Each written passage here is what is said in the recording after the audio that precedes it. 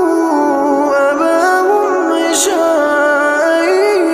يبكون قالوا يا أبانا إنا ذهبنا نستبق وتركنا يوسف عند متاعنا فأكله الذئب وما أنت بمؤمن لنا ولو كنا صادقين وجاءوا على قميصه بدم كذب قال بل سولت لكم أنفسكم أمرا فصبر جميل